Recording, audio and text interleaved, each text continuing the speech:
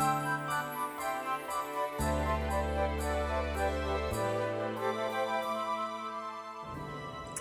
so for our first craft tonight, we are going to be diving into our bag right away.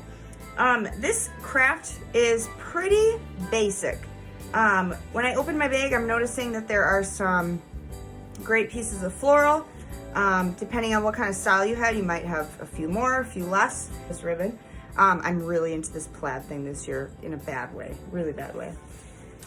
And we also have some paper to protect our surface. So let's get started. If you have never crafted before, this is going to be a really, really great starting point for you. So don't be nervous. This is just one of those things that you learn as you go. You get better at it the more you do it. And then the coolest part is that because this is a DIY thing, if you have other materials at your house, feel free to use them. Jazz it up, do something different with it. My favorite part is when people do different things with the materials that they're given. So looks like I also have some wire for my floral. So the only material that you are going to provide is a scissors. It doesn't have to be a wire cutter. We provided very, very thin gauged wire, so it is going to be fine to use a regular scissors. All right, so let's get started. First thing I like to do is I like to figure out which side I'm going to be working on here. I first want to lay out like a plan. So I'm going to just roughly place these pieces of floral around my wreath, and we'll kind of figure out as we go, but having some kind of plan of what you want to do. Maybe you really want to just spread these pieces out. I'm going to keep it pretty asymmetrical. It doesn't really matter what you do. It's just kind of dependent on what you have in your bag, and then just playing with it. You can always change it later. That's kind of the cool part.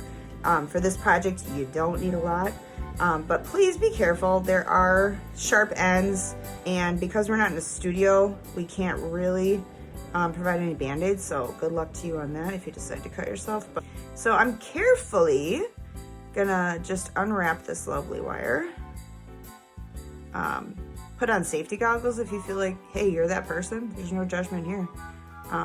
If we would have been in a studio, I would have probably given you some, but the point is to hide it, but it's pretty light, so you can easily hide this, okay?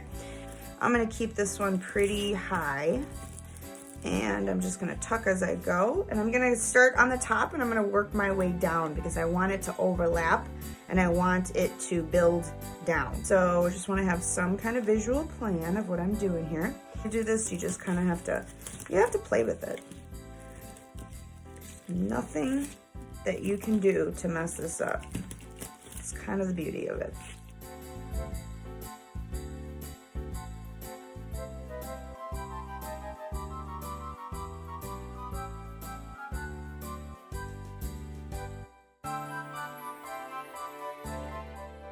Okay, I am ready to start attaching. All right, so I'm gonna carefully flip it over. The goal is you want to hide this. One cool thing that you can try to do is go from the top, which is now the bottom, but go from the back side and just start wrapping it back towards the front. And the reason why you're going to do this is because it's, to me, a lot easier to go find that other piece on the other side rather than working the opposite way, so backwards. So now that I see that little wire poking through, I'm going to just grab one of those pieces of floral, and I'm gonna just tug on it a tiny bit. And I'm gonna double wrap it just because I wanna make sure that it stays in place. There we go. And then once I do that, I can flip it back over and pull a little bit tighter.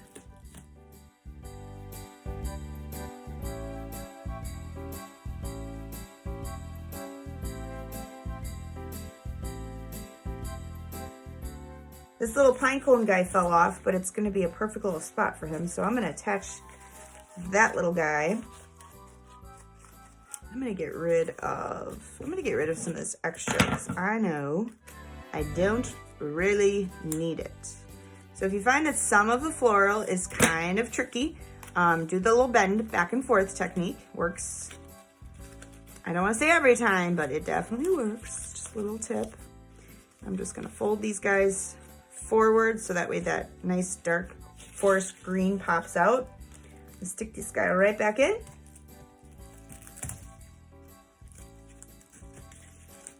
Poke him right about there. Good, good, good. I'm gonna grab that little guy and I'm gonna actually poke him back through one of these pieces of grapevine. There we go. Give him a nice little tug. There you go. You got this. Persevere, don't give up.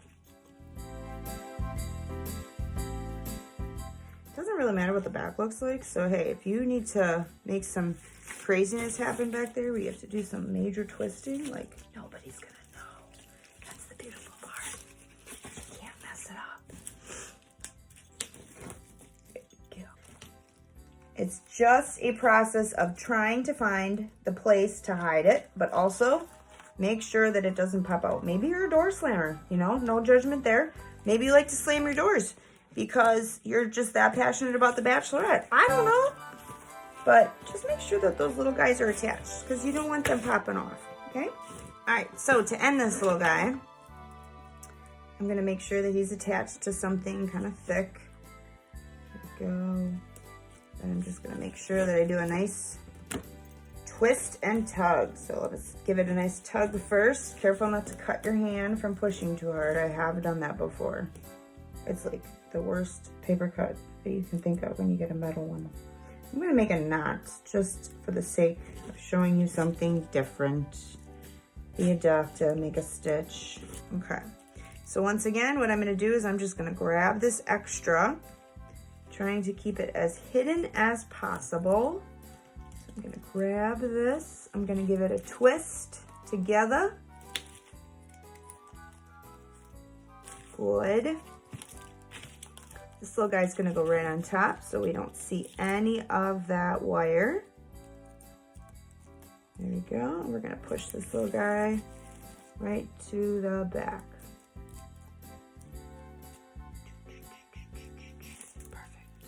Okay. Nice and snug. Good, good, good. All right. I like it. Looks pretty good. I like it a lot.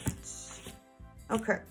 So with this extra wire that you have that you set aside from earlier, this is, I don't know, a couple inches, doesn't have to be very big. You're going to be using that for your lovely little bow. If you've never made a bow before, they're actually pretty simple. It's just like tying your shoes. So you're gonna make an X and then you're gonna pop this little tail through.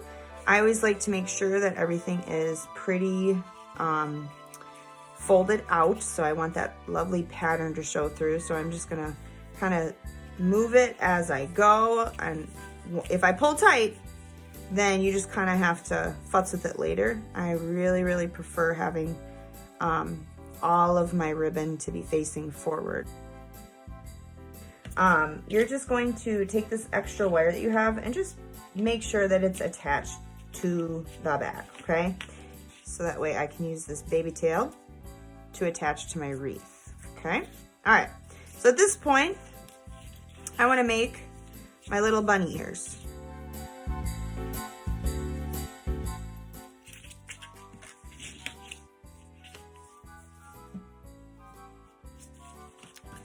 All right, so you have your loop here. Your wire's still on the bottom, which is good.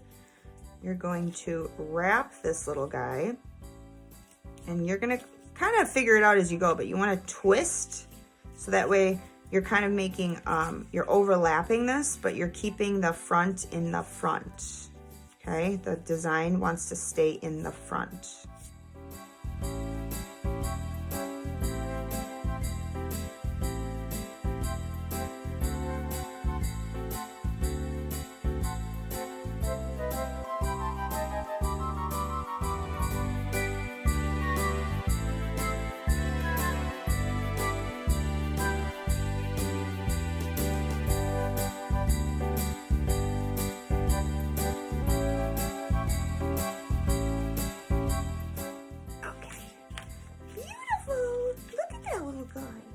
so cute.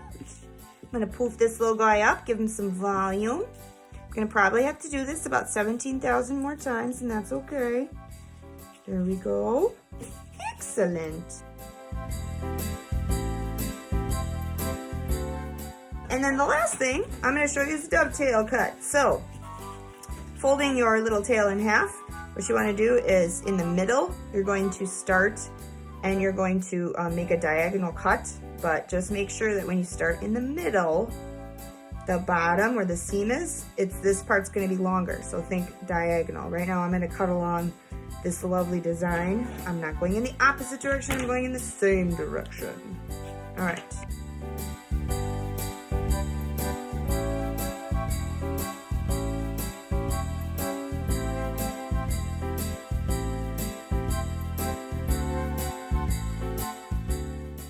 Once again, I'm gonna cut with the same direction. The middle is gonna be shorter, so that means the bottom is gonna be longer.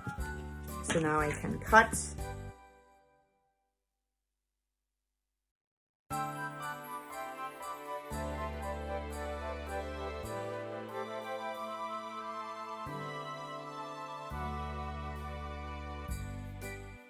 I hope your craft was a success.